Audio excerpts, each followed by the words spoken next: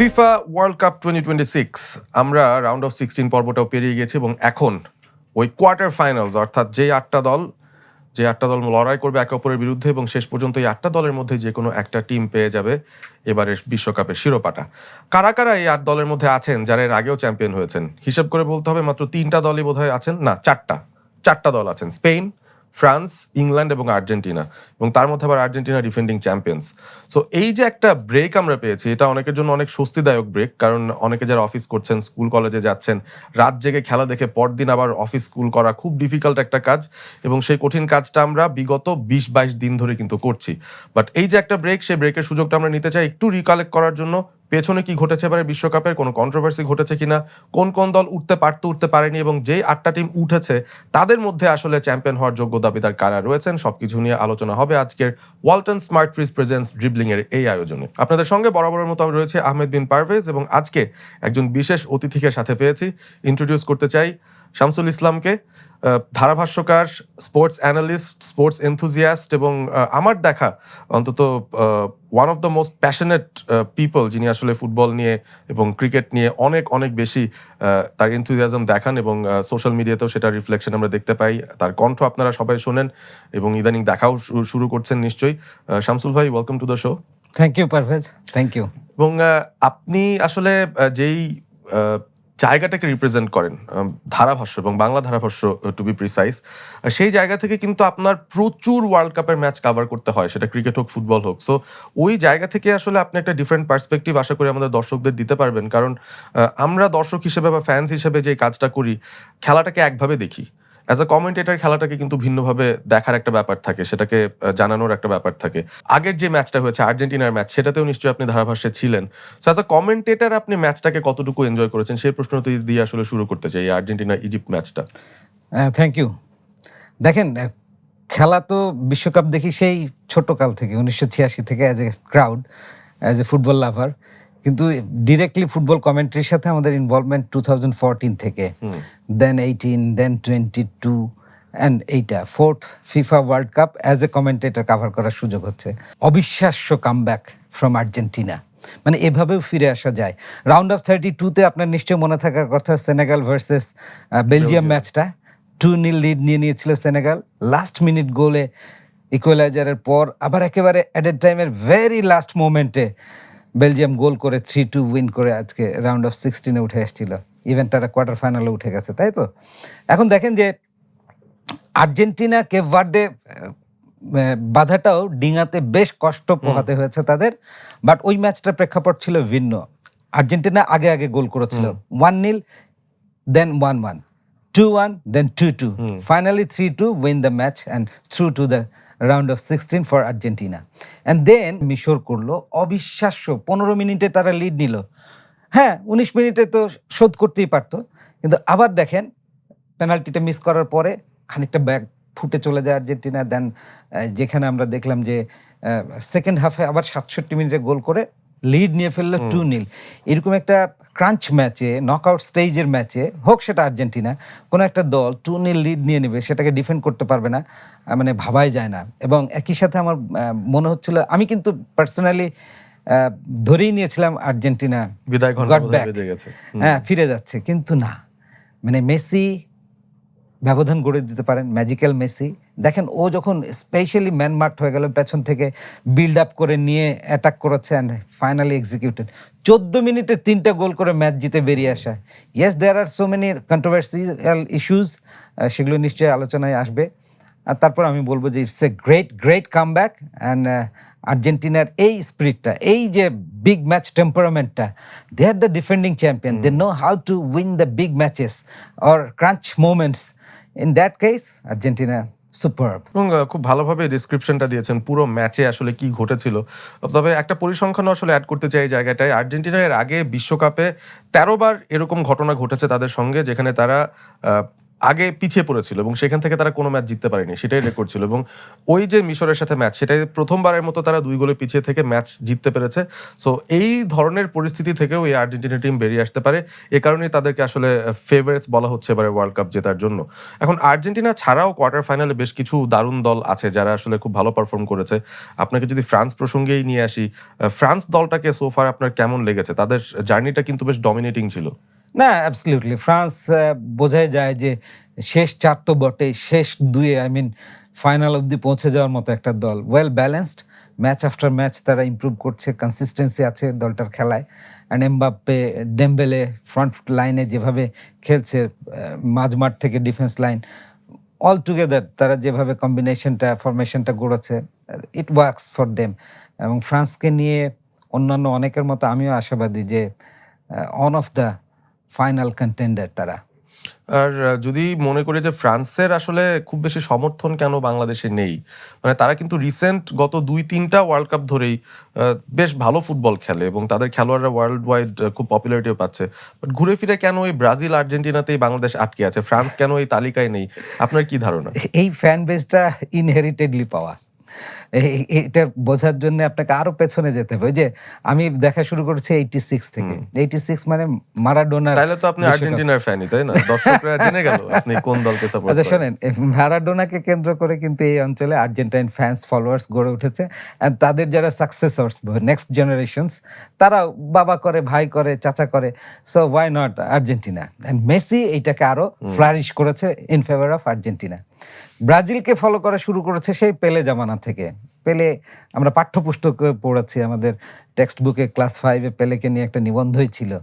So ওইভাবে শিশু মনেই কিন্তু পেলে, ফুটবল, এই বিষয়গুলো আমাদের মধ্যে ইনজেক্টেড হয়েছে, অ্যান্ড ইট ওয়ার্কস ডেফিনেটলি। তো ওই জায়গা থেকে পরবর্তীতে নেইমার, আরও কালজয়ী অনেক খেলোয়াড় এসছে ব্রাজিল দলে। সো ওই দুটো দলের ফ্যান বেজ এত স্ট্রং, রিচ, দিনকে দিনে আরো বেড়েছে এই উত্তরাধিকার সূত্রে। এখন জিনেদিন জিদানের সময়কালে কিন্তু তার একটা ফ্যান ফলোয়ার্স এই অঞ্চলে গড়ে উঠেছিল ফর দ্য টাইম বিং, কিন্তু অ্যাজ এ টিম ফ্রান্স ওইভাবে এইখানে প্রভাব বিস্তার করতে পারেনি। যদিও তারা কনসিস্টেন্টলি বেটার ফুটবল খেলছে, লাস্ট রানার্স আপ, তারা could have been a champion, tie ব্রেকারে যেহেতু ফলাফল নির্ধারিত হয়েছে। আর এইবারেও যেভাবে তারা দৌড়চ্ছে, আমি তো ফ্রান্সকে ফাইনালে দেখছি। আপনি উত্তরাধিকার সূত্রে পাওয়া এই বিষয়গুলো বলছেন, সো একজনের উত্তরসূরি তো আরেকজন ডেফিনেটলি হবেনি। এবং এবারে ওয়ার্ল্ড কাপটা আমরা দেখছি যে অ্যাজ এ টিম ফ্রান্স ভালো করছে, আর্জেন্টিনা ভালো করছে, ইংল্যান্ড ভালো করছে, বা যারাই ভালো করছে তাদের পেছনে কিন্তু একজন বোনাফাইড সুপারস্টার বা একজন তারকাই আসলে ফ্লারিশ করছেন, বা তাদেরকে ঘিরেই সবকিছু আবর্তিত হয়। ইভেন ব্রাজিল, সেখানেও কিন্তু ভিনিসিয়াস জুনিয়রের উপরেই তারা ভর করে এতদূর পর্যন্ত এসেছিল। পর্তুগাল ক্রিস্টিয়ানো রোনাল্ডোর উপর ভর করে তারা রাউন্ড অফ 32 পেরিয়ে চলে এসেছিল রাউন্ড অফ 16-এ। সো এই বিষয়টা আসলে কিভাবে আপনি দেখছেন যে সুপারস্টাররাই দিন শেষে মানে পারফর্ম করে দিচ্ছেন তাদের নিজ নিজ দলের জন্য? ফুটবলে এটা একটা প্রচলিত সত্য, যারা জেনুইন সুপারস্টার ওই লেভেলে, ম্যাজিক্যাল কিছু মোমেন্ট, ম্যাজিক্যাল কিছু টাচ এবং ফিনিশিং, গোল করবার যে অ্যাবিলিটি, সেটা আসলে ওদেরকে এগিয়ে দেয় এবং ওদের উপরে সামহাও টিমগুলো নির্ভরশীল হয়ে পড়ে। এটা যেমন একটা ভালো দিক for that particular individuals, superstars, poster boys. কিন্তু একই সাথে ওই দলগুলোর জন্যে এটা কিন্তু মানে একটা ড্রব্যাকস তো বটে। কারণ ওই পার্টিকুলার খেলোয়াড়ের উপরে অতিরিক্ত মানে নির্ভরশীল হয়ে পড়ে। অ্যাজ এ কম্বাইন্ড টিম এফোর্টে দলটা এগিয়ে যাওয়ার ক্ষেত্রে সামহাও কিছু কিছু ব্লকেজ তৈরি হয়, প্রতিবন্ধকতা তৈরি হয়। স্টিল আমার মনে হয় যে ফুটবল এমন একটা খেলা, যেমন আপনি দেখেন আর্জেন্টিনার এই টিমটাতে ডি মারিয়া নেই। গত আসরে যখন ডি মারিয়া, মেসি ছিল, তাদের যে কম্বিনেশনটা অ্যাসিস্ট উইথ গোল, মানে number of finishing touches successfully ছিল, এইবারে ওই মাত্রাটা কম। এবং মেসি এইবারে সামহাও এই পড়ন্ত বেলায় হ্যাট্রিক দিয়ে শুরু করার পর ওর নিজের মধ্যেও গোল ক্ষুধাটা বেড়েছে। যদিও দুটো পেনাল্টিও মিস করে গেল, still he is leading scorer মানে রাউন্ড অফ 16-এর শেষ অবধি। তো এই ব্যাপারগুলো ডেফিনেটলি কাজ করেছে। কিন্তু আমি মানে ট্রুলি যদি ফুটবলের আপনি ডেভেলপমেন্ট চান, অ্যাজ এ টিম কম্বাইন্ড পারফরমেন্সটা দরকার, একজন পার্টিকুলার ইন্ডিভিজুয়ালের উপরে নির্ভরশীলতা কমিয়ে আনা দরকার দলগুলোর। তো সেই হিসেবে যদি বলি, আপনি নিউট্রাল পার্সপেক্টিভ থেকে, শামসুল ইসলাম দ্য কমেন্টেটর, সেই জায়গা থেকে আপনি বলবেন, not as an Argentine fan, current সিচুয়েশনে ফ্রান্স এবং আর্জেন্টিনাকে যদি আমরা পাশাপাশি রাখি, কোন দলটাকে অ্যাজ এ টিম আপনার স্ট্রঙ্গার মনে হচ্ছে? অ্যাজ এ টিম হ্যাঁ, France a bit ahead than Argentina as a team. তাহলে ফ্রান্সকে ধরছেন, তার মানে মেসির এফেক্টটা তারপরও যথেষ্ট নয়, মানে ফুটবলের টিম গেমটায় ফ্রান্সেরও বোধহয় এমবাপে ছাড়াও আরো কিছু প্লেয়ার আছেন যারা ইয়েস ইম্প্যাক্ট ফেলবে। ইয়েস দে হ্যাভ, এবং ওই ওই জায়গাটায় স্লাইট অ্যাহেড। আপনি যদি বলেন 48-52 এইরকম ডিফারেন্সে ফ্রান্সকে এগিয়ে রাখতে হচ্ছে মাই ফুটবল ক্যালকুলেশন থেকে। ইয়েস, মেসির উপর নির্ভরশীলতা, মেসি প্রত্যেকটা ম্যাচে গোল পাচ্ছে, গোল করছে, করাচ্ছে বেসিক্যালি, কিন্তু এই অ্যাসিস্টগুলো সাকসেসফুলি ফিনিশিং করবার ক্ষেত্রে আমার মনে হয় যে ফ্রান্সের ability relatively better than these Argentine team members. তো দেখা যাক শেষ পর্যন্ত আসলে যেই ফাইনালটা আমরা 2022-এ দেখেছি ওই ধরনের কোনো কিছু আবার এবারও ঘটে যায় কিনা। কিছু টিম আমরা দেখেছি এবারে ওয়ার্ল্ড কাপে প্রি টুর্নামেন্ট ফেভারিটস, বা প্রি টুর্নামেন্টে বলা হচ্ছিল তারা অ্যাটলিস্ট কোয়ার্টারে যাবে বা কিছু। For example Germany, for example Netherlands, for example Brazil, তারা বাদ পড়ে গেছে এবং তাদের জায়গায় দেখেন নরওয়ে চলে এসেছে, মরক্কো গতবারের মতো এবারও তারা ফ্লারিশ করছে। আপনি সুইজারল্যান্ডকে কি ভেবেছিলেন কিনা যে তারা কোয়ার্টার ফাইনালে আসবে, সেটা হয়তো অনেকে ভাবেননি। বেলজিয়াম, তাদের একটা পড়তি জেনারেশন, তারাও সামহাও চলে এসেছে কোয়ার্টার ফাইনালে। সো এই যে দলগুলো, পার্টিকুলারলি এই তিনটা দল, সেগুলো নিয়ে আসলে আমার প্রশ্নটা যে বেলজিয়াম, নরওয়ে এবং সেই সাথে সুইজারল্যান্ড, এই তিনটা টিম কিভাবে চলে আসলো কোয়ার্টারে? ওই যে আমি বলবো যে স্লাইস অফ লাক এবং ক্রাঞ্চ মোমেন্ট। আপনি যদি লাস্ট ম্যাচটাও দেখেন, সুইজারল্যান্ড তো টাই ব্রেকার জিতে গেল, ইট ওয়াজ গোললেস ড্র। ওই রকম একটা আর্জেন্টিনা মিশরের হাই ভোল্টেজ ম্যাচ দেখার পর লিটারেলি আমি দুটো ম্যাচে কমেন্ট্রি করেছি। আচ্ছা, হ্যাঁ। শেষ ম্যাচটা খুবই ম্যাড মেরে লেগেছে, মানে গোল করবার চেয়ে Defense ডিফেন্স, কম আর কি। হ্যাঁ ডিফেন্সিভ ফরম্যাটটা বেশি স্ট্রং রেখে গোল খাবো না, এটা যদি 30 মিনিটস এক্সট্রাতে যায় যাক, সেটাও অতিবাহিত করে যদি টাই ব্রেকারে নিয়ে যাওয়া যায় ভাগ্যের উপরে ছেড়ে দেবো, এরকম একটা টেন্ডেন্সি দুটো দলের খেলার মধ্যে ফুটে উঠেছিল। And it was goalless draw, a real 90 minutes, even 120 minutes. Then টাই ব্রেকারের ডিফারেন্সটা হলো, তাই না? সুইজারল্যান্ডকে ভাবিনি আমি, বেসিক্যালি ওই ম্যাচটাতে কলম্বিয়াকেই ফেভারিট মেনেছিলাম, এই জায়গাটা আমার ক্যালকুলেশন মিস করে গিয়েছে। ওই তো এইরকম তো দু একটা রেজাল্ট হবেই আপনার, অন পেপার সব কিছু এগোবে না। অ্যান্ড ওভারঅল যদি ওয়ার্ল্ড কাপ আরেকটু ওয়াইড অ্যাঙ্গেলে দেখতে বলেন, ডেফিনেটলি এই যে 4 বারের চ্যাম্পিয়ন ইটালি নাই, এটা কিন্তু একটা big surprise in the football playing Nations. ফিফার কাছেও এইরকম একটা হাই প্রোফাইল টিম ওয়ার্ল্ড কাপে নাই, ভাবতেই অবাক লাগে। স্টিল আপনি দেখেন যে টানা 3বার তারা ওয়ার্ল্ড কাপ খেলছে না, 3বার হয়ে গেল 3টা আসর। হ্যাঁ, তো সেইখান থেকে আপনি দেখেন কেউ কেউ আবার বলছেন নিন্দুকেরা যে আর্জেন্টিনা তো রিলেটিভলি উইকেট টিমগুলোকে পেয়েছেন, they are going through to the quarter finals. Even quarter ফাইনালে যে সুইজারল্যান্ডকে পেয়েছে সেটাও একটা relatively weaker team then their profiles, Argentine profiles. তো ওই অর্থে সেমিফাইনাল পর্যন্ত আর্জেন্টিনার রাস্তা অনেকে ক্লিয়ার দেখছে। এই জায়গাটা একটু পার্টিকুলারলি ডিফেন্ড করি, অস্ট্রিয়া ছিল আর্জেন্টিনার গ্রুপে, আলজেরিয়া ছিল, they belongs to Europe, and Italy also from Europe. So ওইখানে একটা হার্ড কি বলবো কোয়ালিফাইং রাউন্ড হয়েছে, বাছাই পর্ব, সেইটা টপকে অস্ট্রিয়া, আলজেরিয়া এই টিমগুলো এসছে। So you can't deny any teams their performance, their level. হ্যাঁ, অফকোর্স কিছু কিছু আনএক্সপেক্টেড টিম, আননোন টিমস এসছে due to 48 teams World Cup mega event, এবারে নাম্বার অফ ম্যাচেস বেড়েছে, একটা নকআউট স্টেজও বেড়ে গিয়েছে। ব্যক্তিগতভাবে আমি তো সারপ্রাইজড হয়েছে, আমার মতো আপনারা প্রত্যেকেই প্রবাবলি একমত হবেন, DR Congo as well as Cabo Verde, এই দুটো দল তো আমাদের মনে হয় যে আননোন টিম অলমোস্ট, এবং এরা আমাদেরকে জাস্ট সারপ্রাইজ একটা প্যাকেজ উপহার দিয়ে গেল এবারের ওয়ার্ল্ড কাপে। অসাধারণ। এই দুটো টিম আসলে রাউন্ড অফ 32 পর্যন্ত এসেছে, সেটা তাদের জন্য একটা বিরাট কৃতিত্বের ব্যাপার ছিল। এবং নরওয়েও যে ব্রাজিলকে হারিয়েছে, আপনি কি এটাতে সারপ্রাইজ ছিলেন এই পার্টিকুলার ম্যাচটায়? কারেন্ট ব্রাজিলের ফর্ম দেখে খুব বেশি সারপ্রাইজড হইনি। হ্যাঁ, ব্রাজিল টিমটা আপনি দেখেন যে গ্রুপ স্টেজ সামহাও তারা মরক্কোর সাথে ড্র করার পর পরের ম্যাচগুলো জিতে এসছে, কিন্তু সামহাও কোথায় যেন টিম জেইলিংটা ওইভাবে হচ্ছিল না। They are missing Neymars for sure from the very beginning. Group স্টেজে তো 3টা ম্যাচই খেলেনি, পরের 2টো ম্যাচেও তারা অল্প সময়ে তাকে মাঠে নামানোর সুযোগ হয়েছিল। তো নরওয়েকে ওয়েল কম্প্যাক্ট মনে হচ্ছিল রিলেটিভলি এই আসরের জন্য পার্টিকুলারলি। সো ব্রাজিলের ক্ষেত্রে যেহেতু আপনি বললেন, আমি কিন্তু পজিটিভ কিছু পাইনি, দর্শকরা কিন্তু পায়নি, সুতরাং আপনাকে এখন একটা দায়িত্বই দিচ্ছি যে আপনি ব্রাজিলের এই টিমটার ব্যাপারে, তাদের এই মিশনটা রাউন্ড অফ 16 এসে শেষ হয়ে গেছে, নরওয়ের সাথে তারা হেরেছে, তাদের পজিটিভ কি কি দেখলেন সেই বিষয়টা যদি একটু বলেন তাহলে বুঝতে পারবো আপনি আর্জেন্টিনা ফ্যান হিসেবে বলছেন না। বেসিক্যালি দেখেন, আমার ভালো লেগেছে যে তারা জাপানকে বিট করে এসেছিল। গ্রুপ স্টেজ তো ঠিক আছে, এসছে। মরক্কো ম্যাচ ডেফিনেটলি টাফ, ৬-৭ র্যাঙ্কিংয়ে, কাছাকাছি দুই ভাইয়ের লড়াই, it's anybody's game and that ওয়াজ ড্রন। কিন্তু জাপান যখন ভেরি আর্লি একটা লিড নিয়ে নিল রাউন্ড অফ 32 এর ম্যাচে, এবং সেইখানে তারা দম ধরে রেখে ম্যাচটা জিতে বেরিয়ে এসছে, বোঝা গিয়েছে যে ইয়েস, ব্রাজিল একটা 5 বারের চ্যাম্পিয়ন, ওইরকম ঐতিহ্যবাহী একটা হাই প্রোফাইল টিম। তো সেইটা একটা পজিটিভস ডেফিনেটলি। নরওয়ের ম্যাচে হয় না, মানে নকআউট স্টেজ এমন একটা জায়গা, মানে জার্মানি ওই জায়গায় বাদ পড়বে কে ভেবেছিল বলে? সেটাই, প্যারাগুয়ের সঙ্গে বাদ পড়ে হ্যাঁ, গেল। মানে সিম্পলি মানে আমি বলবো যে হতাশ হয়েছে। জার্মানির অত আর্লি বিদায় নেওয়াতে এবারের ওয়ার্ল্ড কাপ খানিকটা রং হারালো কিনা। জার্মানিকে যে কেউ সুপার 8-এ দেখছিল কোয়ার্টার ফাইনালে। উরুগুয়ের কথাও আমাদেরকে ওই Group একইভাবে stage থেকে বলতে বাদ। হবে। তো ব্রাজিলের পজিটিভস ডেফিনেটলি তাদের ইয়াং বাঞ্চ অফ প্লেয়ার্স বেরিয়ে আসছে। একটু সময় দিতে হবে তাদেরকে এই লেভেলের ফুটবলে।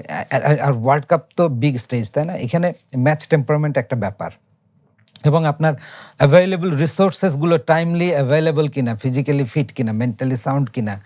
অ্যান্ড ডেফিনেটলি কোচের কিছু বিষয় এখানে এসছে। আমি যদিও টেকনিক্যালি অত গভীরে জ্ঞান রাখি না, আমার বলা উচিত হবে না, স্টিল আনচেলত্তি তো একজন সিনিয়র মোস্ট কোচ, তাই না? তার কোচিং প্যাটার্ন, থিঙ্কিং প্যাটার্ন আমি জানি না এই জেনারেশনের সাথে ওইভাবে সিঙ্ক করছে কিনা। এইগুলো কিছু ব্রিজিং এর ঘাটতি হয়তো ব্রাজিল টিমে ছিল, সে কারণে হয়তো এক্সপেক্টেড রেজাল্টসটাও তারা পায় নাই। আর টিম কম্বিনেশনেও কোথাও কোনো ঘাটতি রয়েছে কিনা। আমার মনে হয় যে নতুন করে ব্রাজিল শুরু করতে পারে। তাদের ফুটবল ঐতিহ্য নিয়ে আসলে বলার কিছু নাই, তারা যে কোনো সময় ফিরে আসতে পারে। হু নোজ, নেক্সট টাইমই তারা ওয়ার্ল্ড কাপ জেতার জন্য একটা যোগ্য দাবিদার হয়ে আবারও বাউন্স ব্যাক করতে পারে। এটা আশার বাণী শুনিয়েছেন শামসুল ইসলাম ব্রাজিল ফ্যানদের জন্য অন্তত, যে নেক্সট ওয়ার্ল্ড কাপে তারা বেটার স্ট্রঙ্গার হয়ে আসবেন, ভিনিসিয়াস জুনিয়ররা আরো ম্যাচিউরড হয়ে আসবেন, নিশ্চয়ই তখন ব্রাজিলকে অন্যরূপে আমরা দেখব। এখানে একটা কথা আছে, প্রত্যেকটা ফেইলিয়ার কিন্তু নতুন সাকসেসের একটা পাথ খুলে দেয়। অবশ্যই। হোয়াট আর দ্য, মানে কি কি মিস্টেকস এই ওয়ার্ল্ড কাপে আমরা করলাম, কোথায় কোথায় আমাদের লিকেজ আছে, দুর্বলতাগুলো আছে, এগুলো যদি প্রপারলি ফাইন্ড আউট করে নেওয়া যায় and accordingly next few years কাজ করা যায়, ওয়াই নট 2030-তে এই ব্রাজিলকে শক্তিশালী রূপে দেখবো না? অবভিয়াসলি ভালো সুযোগ রয়েছে সেটার, এবং নতুন জেনারেশনের অনেককে তখন স্টেপ আপ করতে হবে।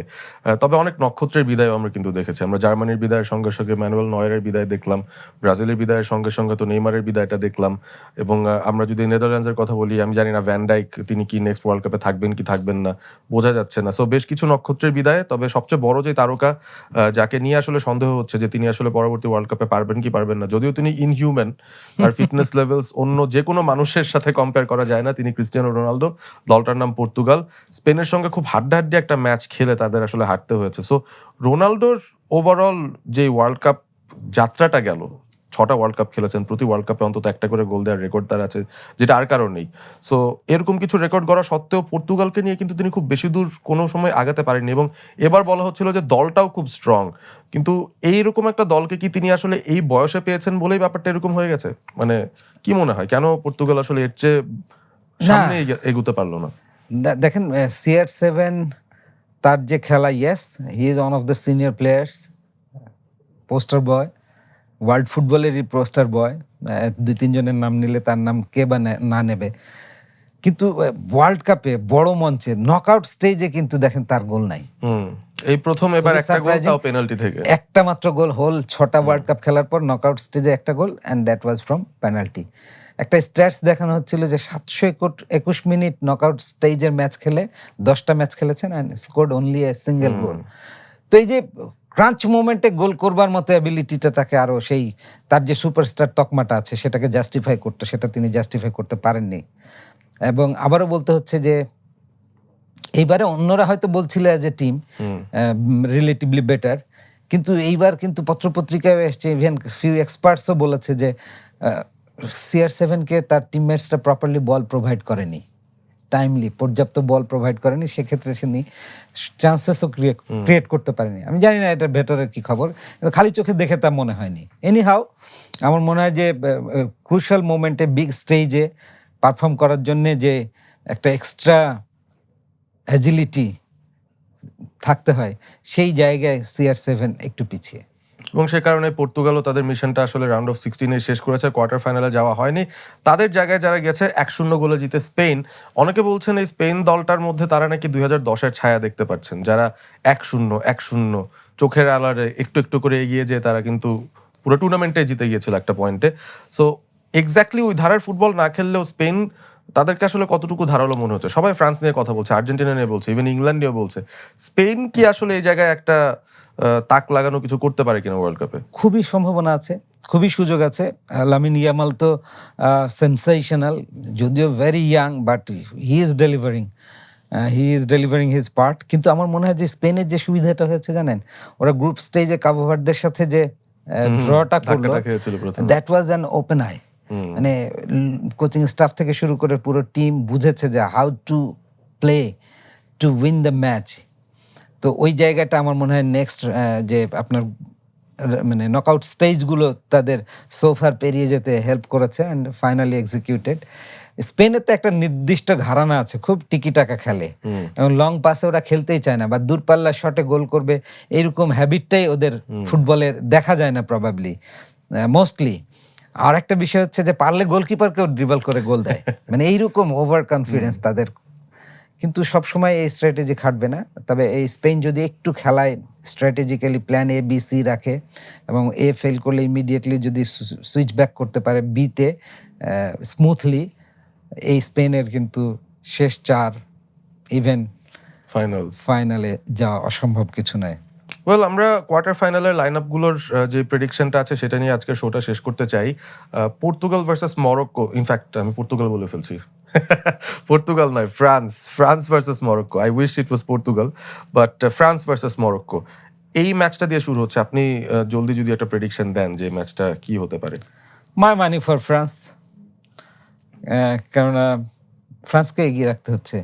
যদিও মরক্কো স্ট্রং ফাইট ব্যাক করবে, চেষ্টা করবে, কিন্তু দিন শেষে ফ্রান্সকে এগিয়ে রাখবো। ওকে, স্পেন ভার্সেস বেলজিয়াম। স্পেন, এখানে স্পেন। আর ওদিকে যদি যাই, সেখানে আর্জেন্টিনা সুইজারল্যান্ডের সঙ্গে খেলছে। এবারও কি কেপ ভার্দে কিংবা ইজিপ্টের মতো কোনো সারপ্রাইজ আসছে কিনা? সারপ্রাইজ হবে, সহজ হবে না আর্জেন্টিনার জন্য, but still Argentina will win, because তাদের ওইটা একটা হ্যাবিট হচ্ছে এবং লাস্ট 2টা ম্যাচ ওদেরকে ওই হ্যাবিটটার সাথে আরো পরিণত করছে। আর্জেন্টিনার এই দলটা অন্তত শেষ 4-এর আগে থামবে বলে আমার মনে হচ্ছে না। They will win the race against Switzerland. ইংল্যান্ডের লাস্ট রাউন্ড অফ 16-এর ম্যাচটা খুব ইন্টারেস্টিং ছিল। মেক্সিকোর সঙ্গে তারা খেলেছে, একটা হাই অল্টিটিউড ইস্যু ছিল, খেলা 1 ঘন্টা পরে শুরু হয়েছিল। তো সবকিছু মিলিয়ে অনেক কিছু ইংল্যান্ডের বিপরীতে যাওয়ার পরেও কিন্তু ইংল্যান্ড ম্যাচটা দারুণভাবে বের করেছে এবং সেটা তাদেরকে অনেক বেশি আত্মবিশ্বাস দিচ্ছে। এবং হ্যারি কেন রেগুলার পারফর্ম করছেন, তাদের বেশ কিছু ইনজুরি ইস্যুস সেটাকেও পাশ কাটিয়ে দে আর ডুইং ওয়েল। 10 জনের ইংল্যান্ড, তারা মেক্সিকোকে বেশ ভালো মতন ডিফেন্ড করে আসতে পেরেছে। এখন এই ইংল্যান্ড দলটা যখন নরওয়েকে ফেস করছে, যারা ব্রাজিলকে হারিয়ে প্রবাবলি ওয়ার্ল্ড কাপে তাদের সেরা পারফরমেন্স দিয়েই এসেছে, এই ম্যাচটাকে আপনার আসলে কতটুকু ক্লোজ মনে হয়? ক্লোজ হবে, বেশ ক্লোজ হবে। ইভেন এই ম্যাচটা 90-120 টাই ব্রেকার এদিকেও চলে যেতে পারে। Still my favourites England.